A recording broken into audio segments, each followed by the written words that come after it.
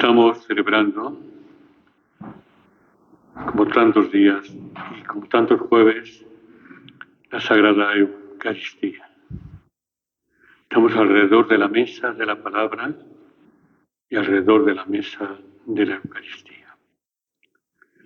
Y alrededor de la mesa de la palabra, a lo largo de toda la Pascua, como sabéis, somos impactados por la lectura del libro de los Hechos de los Apóstoles. Es triste, además, comprobar que, como a veces, asistimos a la celebración de la Eucaristía con un ritualismo tremendo a veces, pero tal vez no calamos hondo la lectura de la palabra de Dios, que nos viene a iluminar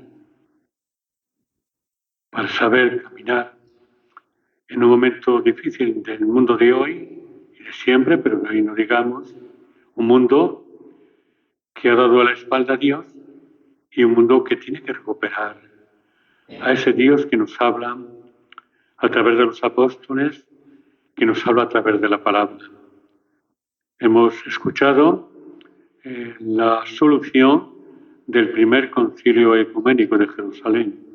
Ha habido más o menos 20 concilios ecuménicos a lo largo de la historia, cuyo concilio se reúnen todos los obispos del mundo bajo la mirada del Papa para perfilar toda la orientación, diríamos, de la situación de la Iglesia como comunidad que peregrina en un momento concreto de la historia.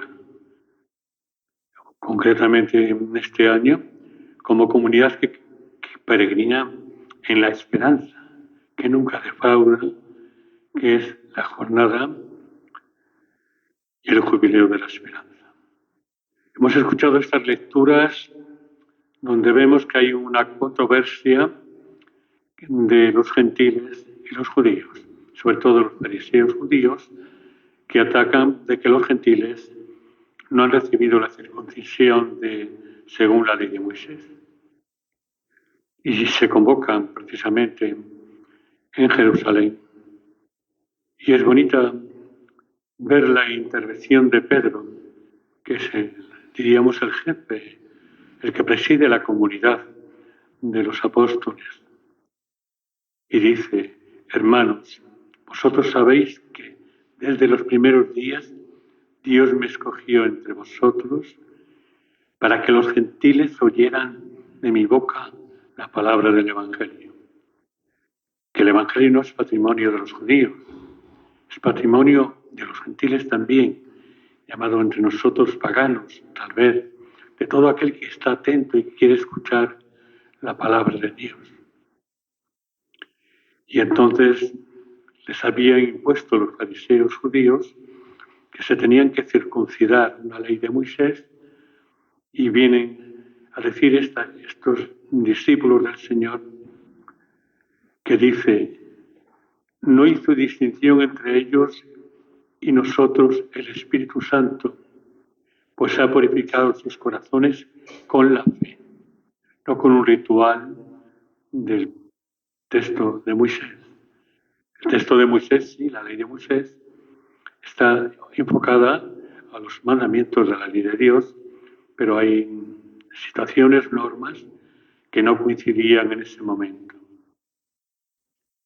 Pues dice: ¿por qué ahora intentáis tentar a Dios queriendo poner sobre el cuello de esos discípulos, habla de los gentiles, un yugo que ni nosotros ni nuestros padres hemos podido soportar?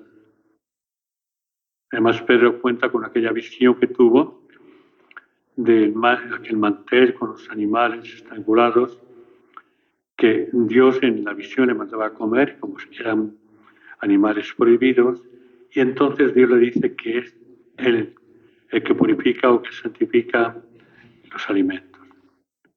Por eso creo que hoy esta lectura nos habla de cómo a través de la oración, de un diálogo sereno, se busca una solución. ¿Para qué? Para crecer en la fe. Hay situaciones en la misma Iglesia que ha habido en medio de nosotros, de esta realidad, y a veces se crean tensiones, conflictos, cismas, chismorreos cismáticos, cuando lo importante es orar. Y de una oración profunda y dejarse iluminar por el Espíritu Santo, surge el diálogo y surge la solución. Tenemos como la intervención después de Bernabé y Pablo, que han sido testigos de la acción del Espíritu Santo entre esos gentiles, va a remarcar toda la realidad del problema del primer concilio de la Iglesia, el concilio de Jerusalén. Después lo remata Santiago el menor, el mayor ya había muerto, para decir que realmente toda la asamblea hizo silencio para escuchar a Bernabé y Pablo, pero también hacen silencio para escuchar al bueno de Santiago. Y dice, escuchadme hermanos, Simón ha contado cómo Dios por primera vez se ha dignado escoger para su nombre un pueblo entre los gentiles. Con esto concuerdan las palabras del profeta, como está escrito. Y después va él interviniendo y viene a decir que no podemos poner yugos de carga pesados a esos gentiles que se convierten al Señor por la fe. Es decir, lo más importante de esta lectura es aprender a orar bajo la acción del Espíritu Santo, aprender a dialogar, y de ahí surge toda una conclusión y toda una realidad de salvación. El Evangelio que hemos proclamado es un Evangelio breve, pero es muy importante. Y cuando el Señor dice, permaneced en mi amor, y permaneceréis en mi amor, si guardáis mis mandamientos. Yo he guardado los mandamientos de mi Padre. Entonces, si guardáis los mandamientos, permaneceréis en mi amor. Os he hablado esto para que mi alegría esté en vosotros. Son palabras que dice después de la última cena, antes de morir. Tenemos que permanecer en. Ayer contemplamos cómo somos sarmientos de la vid que es Cristo. Tenemos que estar ensamblados, permanecer en su amor. Y hoy es lo mismo dicho de otra forma. Permanecer en el amor de Cristo es cumplir los mandamientos. No se trata de rezar, de maquillar tal vez nuestra piedad, nuestra vida con rituales llamativos. No, no. Se trata de cumplir los mandamientos de Dios. Y los mandamientos de Dios que nos ha revelado en Cristo, ¿sabéis cuál es? Amar a Dios, a ese Dios, sobre todas las cosas, y amar al prójimo. Y creo que tal vez este lugar de Garabandal tiene que ser un lugar propicio para permanecer en Cristo. Ese Cristo que nació de María, porque María es el Evangelio vivo de Cristo, que es lo importante. Permanecer en Cristo y sentir la alegría de la fe. Qué pena que en estos lugares, por ejemplo, en otros, Medjugorje, cuando quieran ustedes circular la mente, vaya donde les parezca. Pero sí es cierto.